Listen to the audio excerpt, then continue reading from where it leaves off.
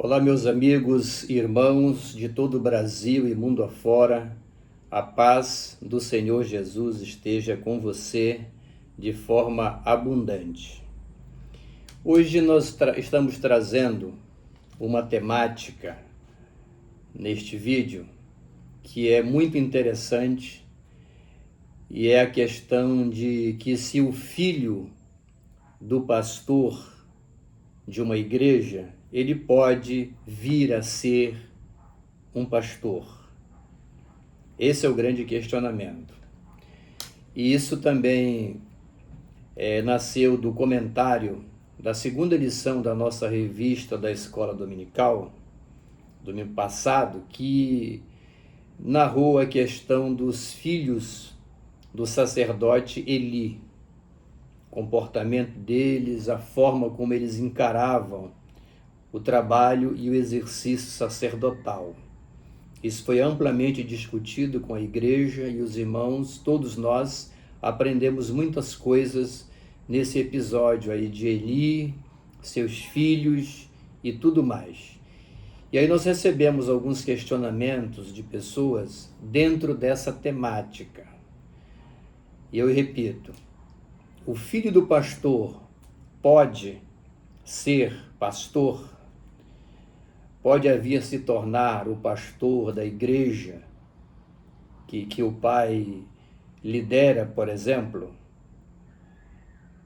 O que você pensa sobre isso? Fique conosco até o final desse vídeo, porque você vai ser, com certeza, abençoado com uma madura, responsável reflexão sobre essa temática.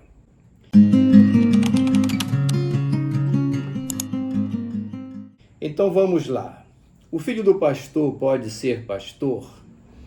A gente observa que essa temática ela é tratada assim de forma negativa por muitos cristãos Brasil afora.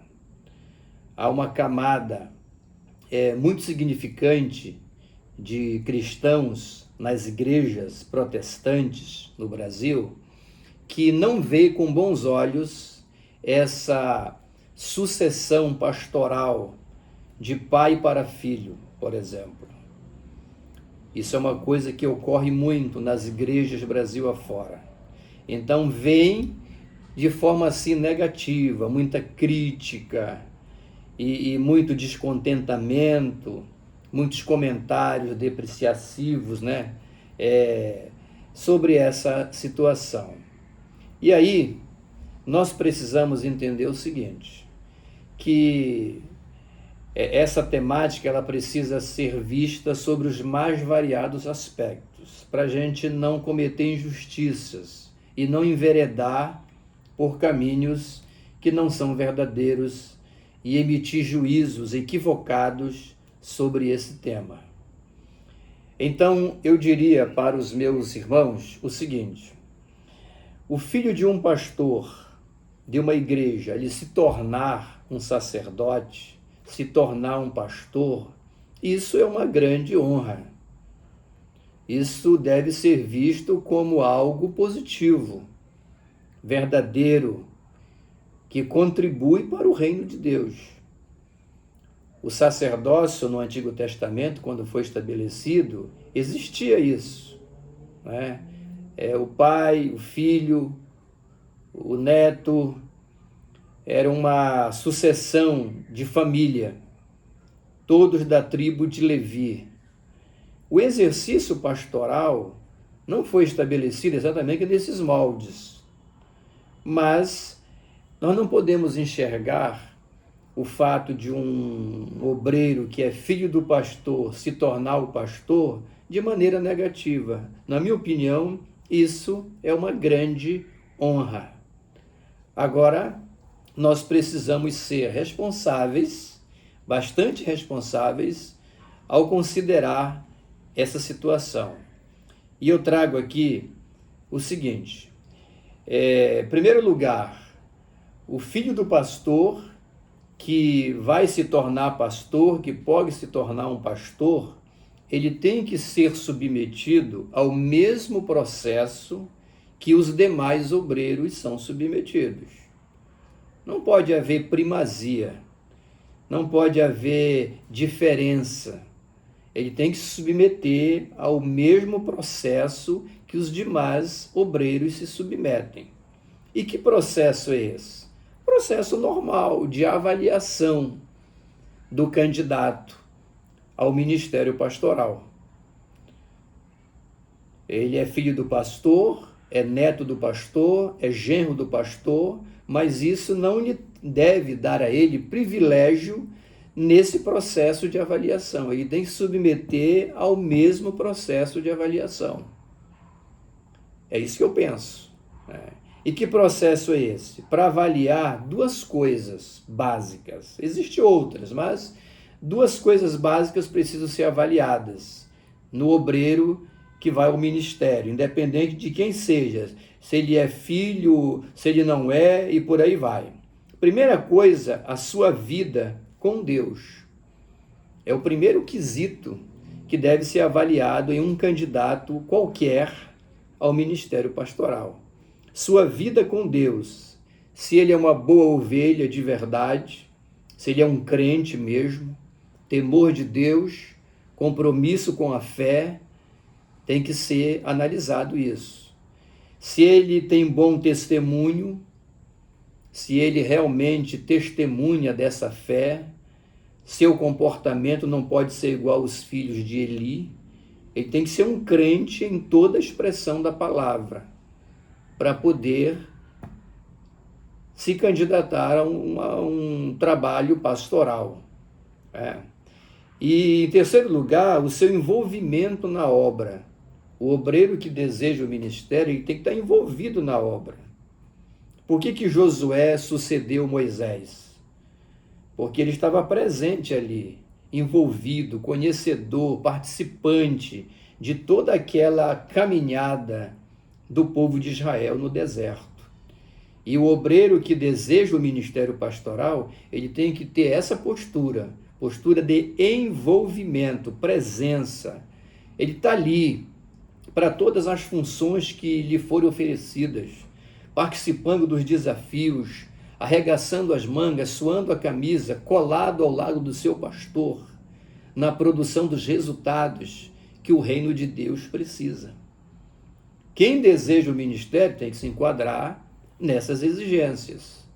Não pode ser alguém apático, alguém estranho, alguém que não está presente. Não pode ser. E a segunda coisa, nesse processo de avaliação, é o que nós chamamos de vocação e chamado. Vocação e chamado. E nós já falamos alguma coisa no vídeo anterior, que algumas pessoas confundem vocação pastoral, ministerial. O pastor Hernandes Lopes, que é um grande expositor da palavra de Deus no Brasil, ele citando um outro autor, ele faz uma consideração espetacular sobre essa questão. Ele diz assim, por exemplo, às vezes um determinado candidato, ele faz vestibular para medicina e não passa. Ele tenta engenharia e não passa. Ele faz direito e não passa. E ele é derrotado nesses processos seletivos acadêmicos. Aí para as academias, os cursos, né, que são oferecidos. Ele é derrotado. E aí, por essas derrotas, por esse insucesso, ele interpreta que ele só pode estar sendo chamado para o exercício pastoral. E isso nem sempre é uma realidade. Vocação, ele diz, e a gente complementa, né? A vocação não é quando você não tem o que fazer. Vocação não é quando você não tem nenhuma possibilidade em lugar nenhum, só restou o ministério pastoral. Não, isso não é vocação. Vocação é quando você tem todas as possibilidades. Vocação é quando você tem várias vertentes que as suas habilidades podem ser aproveitadas. Você pode, inclusive, ganhar bastante dinheiro, como advogado, como médico, como engenheiro, como exercendo qualquer uma outra profissão das mais variadas que existem. Mas você resolve exercer o sacerdócio, resolve exercer o ministério. Você abre mão, na maioria das vezes, dessas coisas todas para se dedicar ao trabalho pastoral. Isso é vocação em toda a expressão da palavra. O exercício do ministério tem que arder em sua alma, e não apenas o desejo pelo status do pai, que é o pastor, e a honra da liderança. O candidato ao ministério, que é filho de um pastor, ele não pode apenas desejar o status do pai, a liderança, o destaque que isso dá, não. A chama ministerial, a vocação sacerdotal tem que arder na sua alma.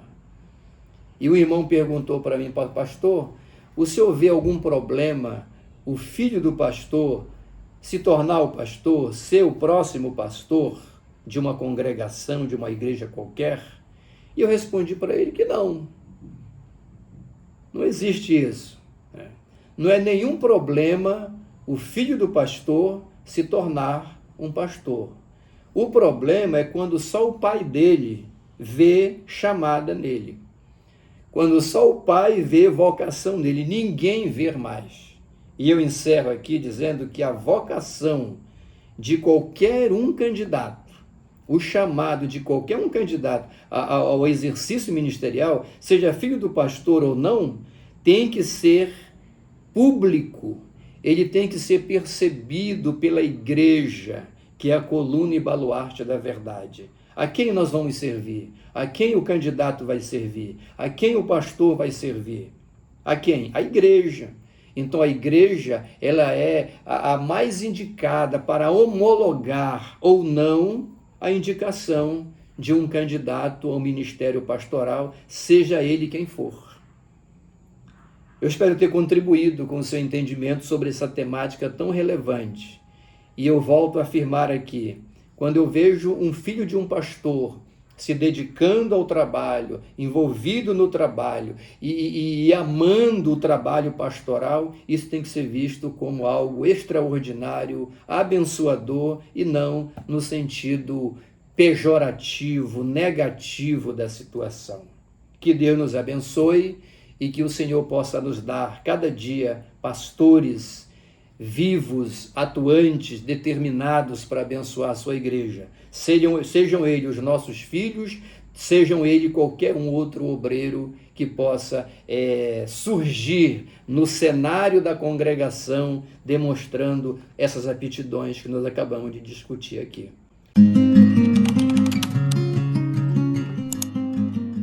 Que Deus te abençoe. Receba um carinhoso abraço do reverendo Ed S.